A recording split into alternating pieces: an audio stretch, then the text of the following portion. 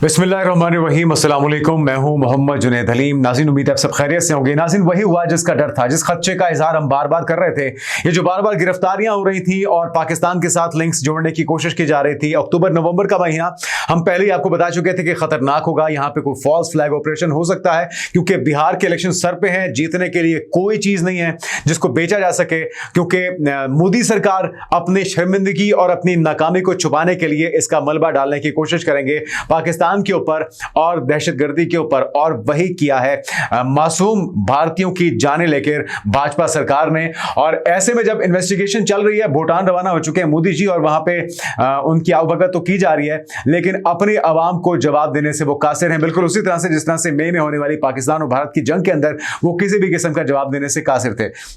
तो अब नाज़रीन, एक बार फिर से किसी भी सबूत के बगैर, ना तो कोई धमाका खेज मवाद मिला है, ना जहां पे यह धमाका हुआ कोई किसी किस्म का गड़ा पड़ा है, ना कोई कील मिले हैं, ना कोई और ऐसी शवाहिद या ऐसे सबूत मिले हैं जिसकी बिना पे ये पाकिस्तान के साथ इसको जोड़ सकें। कुछ सर्कुलर जारी किए जा रहे हैं कि जी लश्कर तैयबा की तरफ से, जैश मोहम्मद की तरफ से क्लेम्स किए जा रहे हैं कि जी धमाका उनकी तरफ से किया गया है। कुछ रोज पहले इन्होंने कुछ कश्मीरियों को भी पकड़ा था, कुछ दहशतगर्दों को मुबैना तौर पर पकड़ा था। उन्होंने कहा था कि किसी से 360 किलोग्राम, किसी से 2900 केजी धमाका खेज मवाद बरामद हुआ है। तो मुख्तलिफ कड़ियों को जोड़ने की कोशिशें नाकाम की जा रही हैं और मुद्दा अल्टीमेटली वही है कि पाकिस्तान को किस तरह से इसके साथ जोड़ा जा सके। हालांकि वो तालिबान जिनको ये दहशतगर्द कहते थे, अब इनको अपने घर में दावत भी दे रहे हैं, उनके साथ मोहब्बत की पींगे भी बढ़ा रहे हैं। और जब आप तालिबान को अपने घर में शेल्टर देंगे, पनाह देंगे, तो फिर उनके साथ दहशतगर्दी है, उनके साथ जो बैगेज है, जो लगेज है, वो जो उनके साथ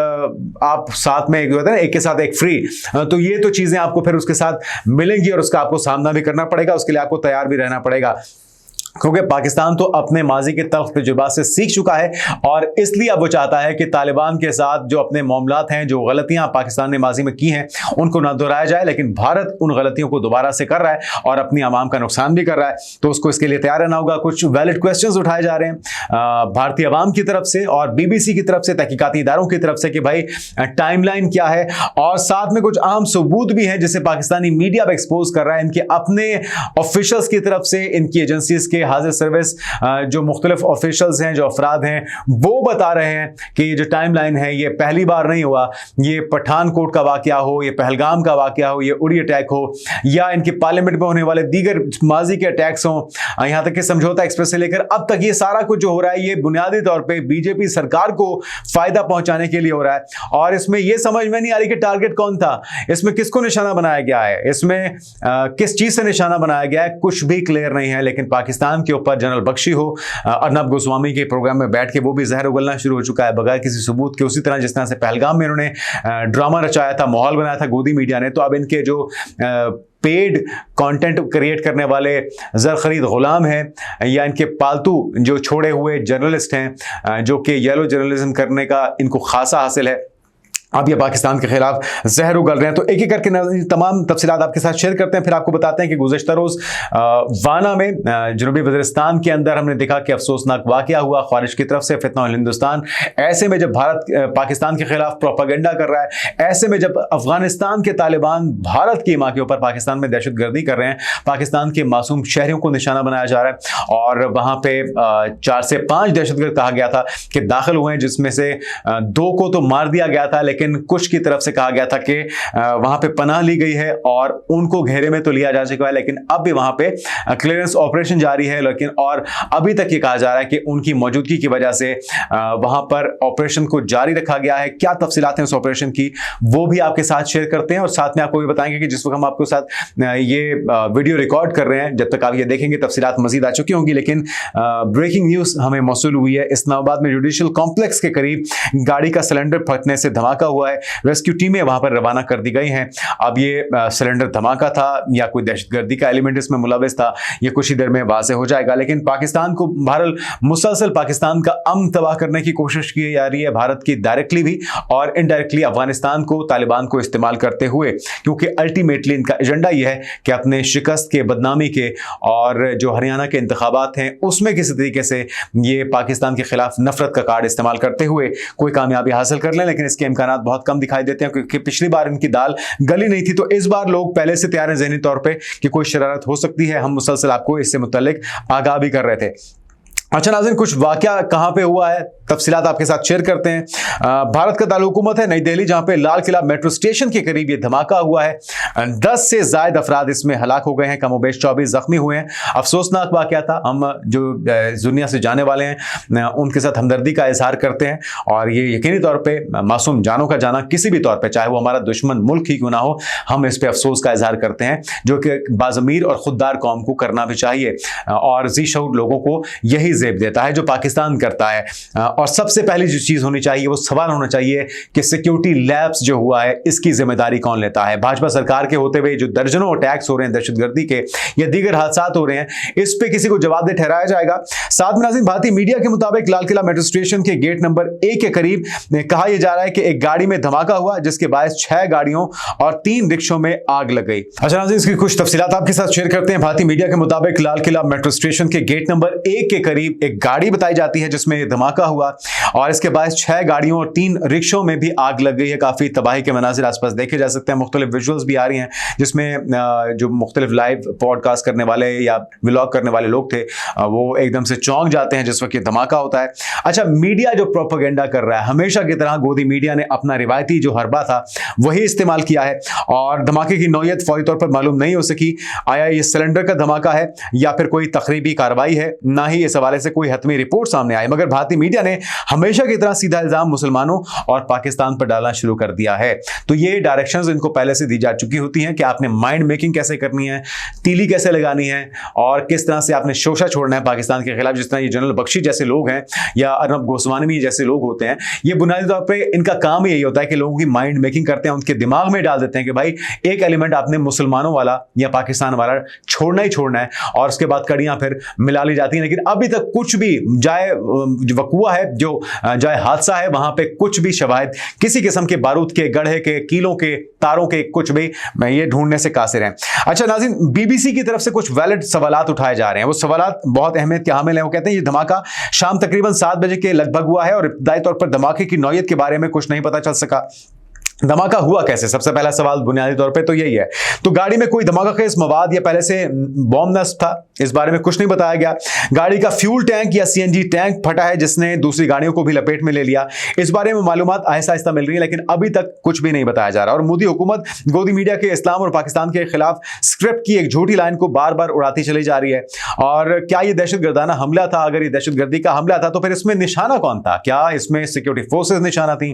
क्या इसमें सिविलियंस निशाना थे? टारगेट क्या अचीव करना चाह रहे थे वो? अच्छा नाज़रीन, ये दहशतगर्दाना हमला था या नहीं था, इससे बारे मुतल्लिक जो पुलिस इंतजामिया है उन्होंने हमले के बारे से कोई वाज़ेह बयान जारी नहीं किया। ताहम दिल्ली पुलिस कमिश्नर का कहना है कि मुतअद्दिद इदारे इस वाक़े की तहकीकात कर रहे हैं, और अगर ये दहशतगर्दी की कार्रवाई थी तो इसमें किसको निशाना बनाया गया है, कौन टारगेट था, क्या वाकई में सिक्योरिटी फोर्सेज निशाना थी? अगर वो थी तो फिर सिविलियंस को क्यों निशाना बनाया गया? सिविलियंस को मार के क्या हासिल करने की कोशिश की गई? तो बज़ाहिर जो बेनिफिशरी है, जो इसमें जिस चीज़ को, जिस कैरेक्टर को फ़ायदा पहुंच रहा है, वो सिर्फ और सिर्फ भाजपा सरकार दिखाई देती है।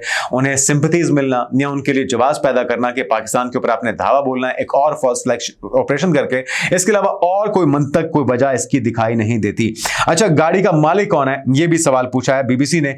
और इंडियन मीडिया धमाके में मुलव्वस गाड़ी के हवाले से मुख्तलिफ खबरें चला रही है। ताहम गाड़ी किसकी थी, कहां से आ रही थी, इसकी मंजिल क्या थी, कार में कितने अफराद सवार थे, अब तक इसमें कुछ भी वाज़ेह नहीं है। तफ्तीशी अफसरान गाड़ी की नकलो हरकत का पता लगाने की कोशिश कर रहे हैं, और कई ज़राए इब्लाग दावा कर रहे हैं कि जहां धमाका हुआ गाड़ी इस इलाके में कई घंटों से मौजूद थी। कहा जा रहा है कि गाड़ी एक पार्किंग में खड़ी थी और धमाके से कुछ देर पहले आहिस्ता आहिस्ता चलते हुए लाल किला मेट्रो स्टेशन के करीब आई है, और वहां पर यह धमाका हो गया है। इसका हदफ कौन था, यह सवाल भी बीबीसी की तरफ से पूछा जा रहा है। अगर ये दानिस्ता धमाका था तो इसका निशाना कौन था? क्या सिर्फ आम शहरी इसका निशाना थे? क्या इस वाक़े के ताने बाने भी मकामी तौर पर जुड़े हुए हैं? इन तमाम चीज़ों के बारे में मालूमात आना बाकी हैं। बहरहाल इब्तिदाई तफ्तीश के मुताबिक जो नताइज सामने आ रहे हैं, हिंदुस्तान टाइम्स ने कुछ सवालात उठाए हैं, वो भी सुन लीजिए। एक सीनियर पुलिस अफसर ने बताया कि धमाका सड़क पर चलती हुई कार में हुआ और मौके पर कोई गड्ढा नहीं पड़ा, इसलिए हम ये नहीं कह सकते कि एक बम धमाका था। इसके अलावा धमाके से मुतासर अफराद में छर्रे से होने वाले जख्म भी रिपोर्ट नहीं हुए, जो अमूमी तौर पर बम ब्लास्ट में होते हैं। दूसरी जानब एक और सीनियर स्पेशल अफसर ने बताया कि हालिया हादसे पर कील, छर्रे, तार, केमिकल और दूसरा कोई मशकूक मवाद मलबे में नहीं मिला। तो फिर आप क्या जवाब बना के पाकिस्तान पर इल्जाम धर रहे हैं? आपको शर्म आनी चाहिए जनरल बख्शी जैसे किरदारों को, गोदी मीडिया के उन किरदारों को जो दो एटमी कुव्वतों के दरमियान जंग को छेड़ने के लिए ईंधन तो बन रहे हैं लेकिन बगैर सबूतों के। हकीकत का दूसरा रुख क्या है, एनी शाहिदीन का बयान भी सामने आया, वो भी सुन लीजिए। अच्छा, एनी शाहिदीन में से एक एनी शाहिद है धर्मेंद्र, इसका कहना है कि गाड़ी में धमाका हुआ, इसके अंदर 4 जली हुई लाशें मिली हैं, इसके अलावा दीगर लोग बाहर हलाक और जख्मी हुए हैं।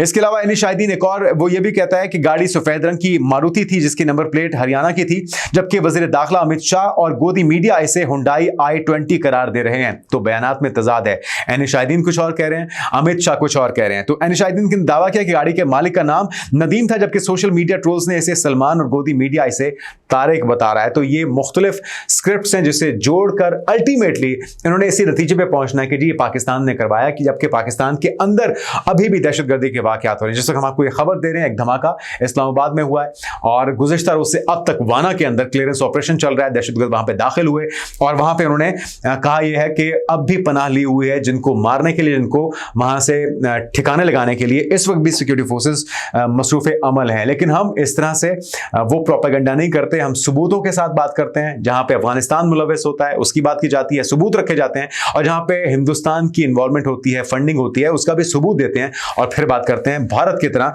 हवा में तीर नहीं चलाते। अच्छा, भारतीय ओपोजिशन ने दिल्ली कार धमाके की तहकीकात पर सवालात उठा दिए हैं। कांग्रेस की तरफ से कुछ वैलिड क्वेश्चन उठाए जा रहे हैं। एक तो कांग्रेस पार्टी के एमएलए हैं एचडी रागनाथ, इन्होंने दिल्ली कार धमाके की तहकीकात में मोदी हुकूमत को कटघरे में खड़ा किया है और उन्होंने कहा कि सीएनजी सिलेंडर धमाके की जगह पर वजीर दाखिला का दौरा गैर मुतवक्के था। उन्होंने कहा कि अमोनियम नाइट्रेट के बाकियात की तहकीकात गलत तरीके से की गई है क्योंकि इस इलाके को सील नहीं किया गया। और रागनाथ ने सवाल उठाया कि जब दिल्ली में सीसीटीवी की वसी निगरानी है तो कई घंटे बाद भी कार से मुतल्लिक मालूमात क्यों नहीं दी जा रही। अच्छा, ये एक ट्रैक रिकॉर्ड है नाज़रीन, उड़ी अटैक हो, कारगिल अटैक हो, पुलवामा हो, अमरनाथ अटैक हो, पठानकोट अटैक हो, पार्लियामेंट अटैक हो, अक्षरधाम अटैक हो, कंधार अटैक हो और कश्मीरी हिंदूज का जो मारा जाना हो, पहलगाम वाकया, रेड फोर्ट बॉम्ब ब्लास्ट ये जो हुआ है कल के रोज, ये सारे वाकयात तभी क्यों हुए हैं जब भारत में किसी रियासत में इंतखाबात हो रहे हैं। तो ये सवाल उठाया जा रहा है और ये बहुत ही वैलिड सवाल है। और पाकिस्तान की अगर बात की जाए नाज़रीन, तो पाकिस्तान की तरफ से भी यही सवाल उठाया जाता है कि भाई आप लोग जो मुसलसल आंखें बंद करके पाकिस्तान पे इल्जाम लगाते हैं, इसकी वजह क्या है। अच्छा, पाकिस्तानी मीडिया में किस तरह से एक्सपोज किया जा रहा है इनको, जरा सुन लीजिए कि इनके अपने ऑफिशियल्स किस तरह से इनको एक्सपोज कर रहे हैं। देखिए, मैं तो एक सबसे बड़ी बात ये कहता हूँ कि इनमें कॉमन नहीं है। आप एक्सपोज हो चुके हैं हर इलेक्शन से पहले। हम ये पिछले 2 हफ्ते से बात, 3 हफ्ते से बात कर रहे हैं कि we expect any false reputation because of Bihar election, और इसीलिए सब कुछ किया जा रहा है। आपके सामने एक हजार मछेरे को दिया, उसको ये जाते करके यूनिफॉर्म लेडी की, रेंजर की, लेकिन वो उनको पाकिस्तानी पकड़े हुए तरह से मारते कहते दहशत। अब इन्होंने ये लाल में कर दिया। तो इसलिए आप ये अंदाजा लगाएं कि ये कितने इनकॉम्पिटेंट है इनके डायरेक्टर पे। और उसके बाद इनसे 100 क्वेश्चन रेज होते हैं कि आपके सामने वहां पर आपने पूरा दिल्ली को कॉर्डन क्यों किया है। लोग सारे यही कह रहे थे वहां पे कि वो रीजन आप क्यों कॉर्डन कर रहे हैं कि इतनी ज्यादा क्वांटिटी में RDX 2900 रिकवर हुआ है, वो आपकी कितनी बड़ी फेलियर है, क्यों वहां पर आ रहे हैं। उसके बाद इंडियन, फिर उसके बाद ये क्यों इंटरसेप्ट कर सकते हैं जब आपने पूरा कार्डन किया हुआ है, पूरा दिल्ली को कार्डन किया हुआ है, क्यों आप नहीं कर सकते। उसके बाद फिर उसने दिल्ली के अंदर हैवी सिक्योरिटी जो आपने की थी उसके बाद पर्पज कार्डन आपने क्यों किया था, इसका मतलब यू के समथिंग गोइंग टू हैपन, और आपने पूरा प्लान किया हुआ था इसको, दैट वाज द रीजन। और उसके बाद सेकंड ये कि पाकिस्तान को सडनली आप ब्लेम क्यों कर रहे थे कि आपने इंक्वायरी कंडक्ट की है, कि आपने कभी गिराई है, ये उनको हजम नहीं होंगे। तभी अफगानिस्तानी पॉकेट यूज करते हैं। वी नो, हम 1 महीने से कह रहे हैं बिहार से पहले फौज करेंगे, कुछ ना कुछ करेंगे और हमें एक प्रोटेक्ट बनाएंगे, बट दे डोंट रियलाइज कि पाकिस्तान की मुसल्लह अफवाज 24 घंटे फुल रेडी है और अलर्ट हुई है। हमने कॉन्टिजेंसी बनाई हुई है डिजिटलाइज करने के लिए। कभी कोई भी आपने कोई और इतना नुकसान करेंगे कि आपकी नस्लें याद करेंगे। ये बातें इनको समझ नहीं आती है। लेकिन ये कि इसके बाद सोशल मीडिया पर आप जिस तरीके से चल रहे हैं, ये कोई नॉर्मल जो इंटेलिजेंसी नहीं कर सकती है, वो जो इनकॉम्पिटेंट है, अनप्रोफेशनल, हर दफा झूठा प्रोपेगेंडा, हर दफा पकड़ा, हर दफा मुंह काला होता है, लेकिन फिर उसी तरीके से सेम रिपीट करते हैं। आप इससे अंदाजा लगा लें कि इनका क्या हाल है। और उसके बाद ये पाकिस्तानी बेचारे को पकड़े हुए 40-50 से पीली पाकिस्तानी, उनको ये बिला लिया थे, मारते कहते हैं तहसीलदार आ गए थे। तो मेरे ख्याल में इन चीजों का वक्त आ गया कि दुनिया खैर इनकी बात को नहीं समझती है। They want investigation, they want interrogation, even concrete proof, पर वो इसमें होता नहीं है। इस वजह से मैं आपको बात बताऊँ। अच्छा नाज़रीन, के अपने ऑफिशियल्स क्या दावे कर रहे हैं? समझौता एक्सप्रेस, अजमेर धमाके, मालेगांव ब्लास्ट सब हिंदू तंजीमों के प्लान थे। गिरफ्तार हिंदू इंतहा पसंद असीमा नंद की तरफ से दावा किया जा रहा है। भारतीय फ्लैग ऑपरेशन जो है, फॉल्स फ्लैग ऑपरेशन, इसकी लंबी तारीख है, इसकी लंबी हिस्ट्री है। रॉबर्ट वाड्रा ने हालिया बयान में पहलगाम हमले को हिंदुत्व एजेंडे से जोड़ा है। बीजेपी हुकूमत ने इनके बयान पर सख्त रद्द-ए-अमल भी दिया और ये रॉबर्ट का बयान है। अच्छा, इसके अलावा नाज़रीन, जसवंत चंडे ने अदालत में हल्फिया बयान दिया है कि सिंह परिवार ने बम धमाकों के जरिए बीजेपी को जितवाने में किरदार अदा किया है। तो दिफाई माहिरीन के मुताबिक उड़ी हमला भी अंदरूनी मनसूबाबंदी का हिस्सा है और समझौता एक्सप्रेस हो, दीगर धमाके हो, ये बुनियादी तौर पे अपने उस चोरी को, अपनी नाकामी को छुपाने के लिए सारा ड्रामा रचाया जा रहा है। जबकि पाकिस्तान के पास इतना वक्त ही नहीं है, क्योंकि पाकिस्तान पहले ही दहशतगर्दी के खिलाफ जारी जंग में मसरूफ अमल है और चुन चुन के उन्हें जहन्नुम वासिल कर रहा है। बाना के अंदर जो हालिया अटैक हुआ है, जिसके अंदर गुज़श्ता रोज दहशतगर्द दाखिल हुए थे, अब भी उनके खिलाफ कार्रवाई जारी है, वो भी सुन लीजिए।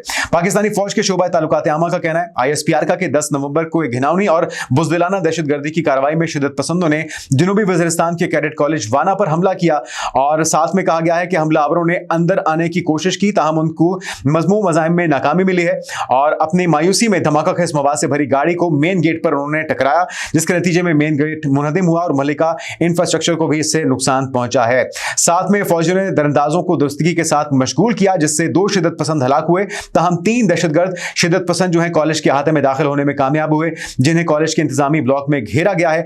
और ये हम देख रहे हैं कि 2014 में आर्मी पब्लिक स्कूल पेशावर में भी दहशतगर्दी की इसी तरह की कार्रवाई हुई थी, बहुत सी मासूम जाने गई थी, लेकिन इस बार हमने देखा कि हमारी सिक्योरिटी फोर्सेस मुकम्मल तौर पर अलर्ट थी और ये जो बाकी के दहशतगर्द रह गए इन्हें भी जल्द ठिकाने लगाया जाएगा। इस वक्त भी वहां पे ऑपरेशन जारी है।